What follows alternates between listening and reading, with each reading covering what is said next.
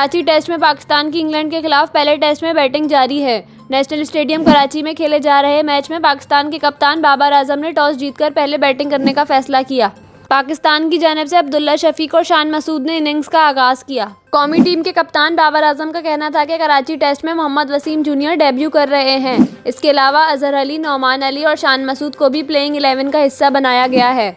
तीसरे टेस्ट के लिए इमामुल हक, मोहम्मद अली, जाहिद महमूद और मोहम्मद नवाज को आराम दिया गया है। इंग्लिश कप्तान बेन स्टोक्स का कहना है कि हम भी टॉस जीतकर पहले बैटिंग ही करते, लेकिन पहली तरजीह सीरीज 3-0 से जीतना है। बेन स्टोक्स ने कहा कि जेम्स एंडरसन को आराम दिया गया है और इनकी जगह रेहान अहमद टेस्ट डेब्यू कर रहे हैं। याद रहे कि 3 टेस्ट मैचों की सीरीज में इंग्लैंड को 2-0 की फैसला कुन सबकत हासिल है।